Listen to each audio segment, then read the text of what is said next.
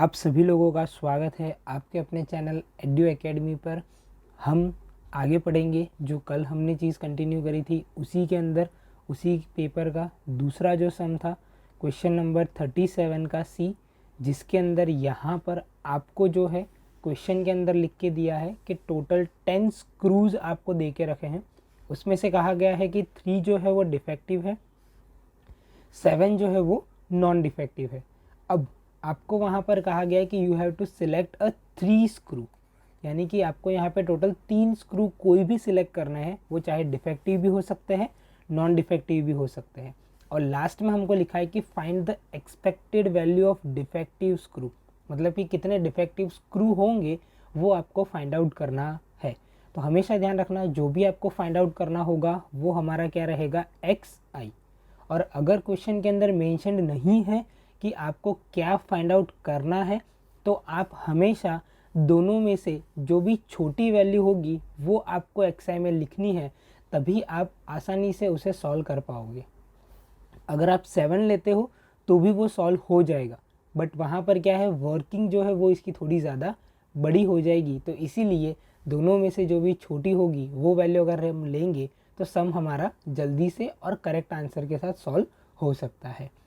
अब यहाँ पर सबसे पहले हमें क्या कहा गया है कि 10 स्क्रू में से कोई भी 3 स्क्रू लेने हैं।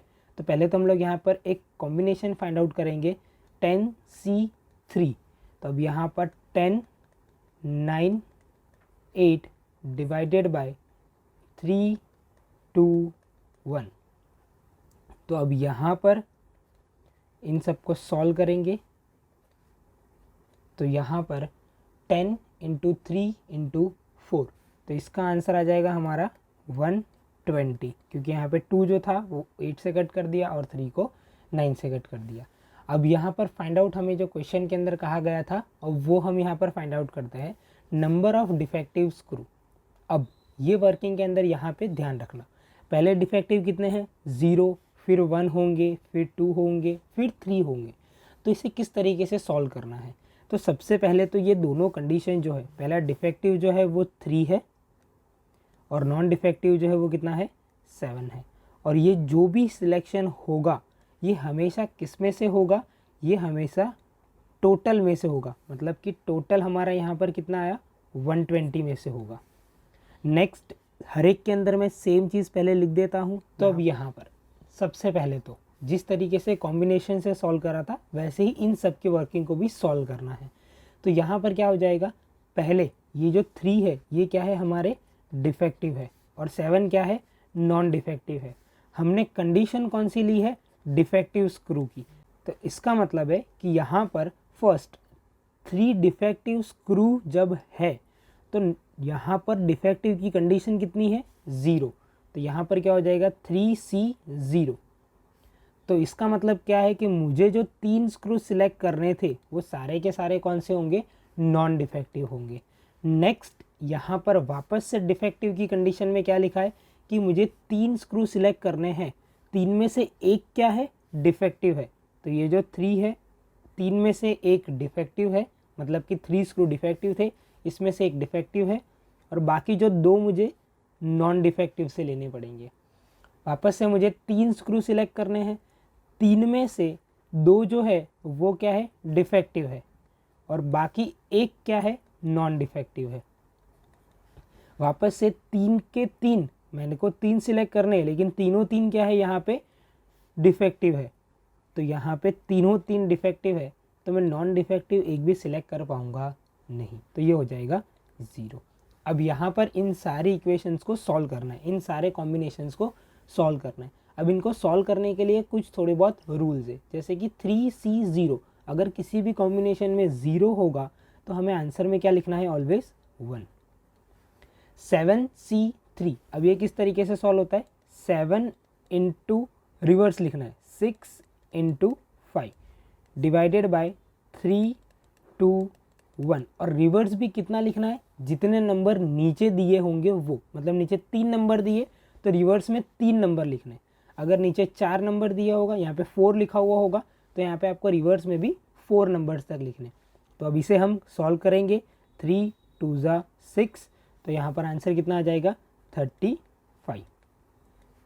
Whole divided by 120। नेक्स्ट यहाँ पर 3C1 किसी भी कॉम्बिनेशन के अगर n में यहाँ पर 1 आता है तो यहाँ पर आपको क्या लिखना है, वो नंबर एज इट इज़।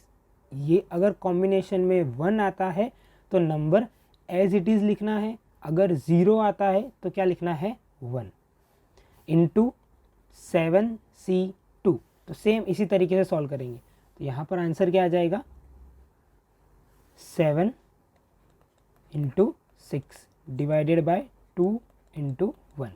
तो 2 3 ज़ा और 7 3 ज़ा 21 whole divided by 120।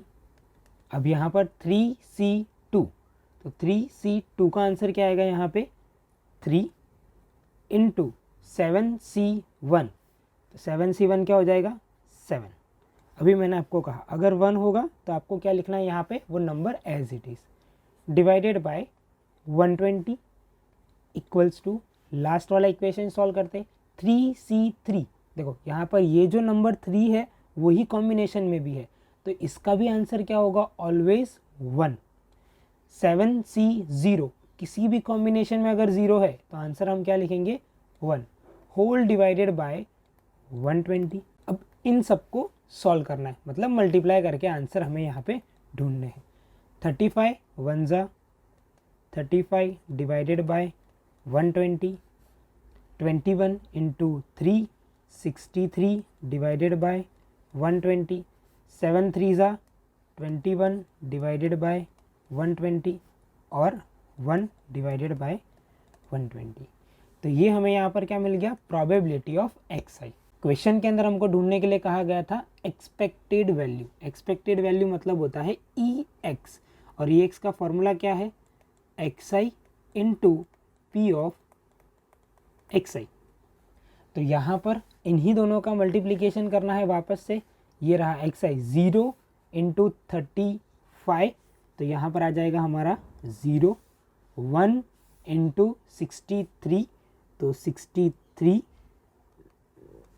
Divided by 120, 2 into 21 42 divided by 120 और लास्ट में 3 इंटू 1 3 डिवाइडेड बाय 120। जब हम इन सब का टोटल करेंगे तो डिवाइड में तो वैल्यू सेम ही रहेगी, यहाँ पे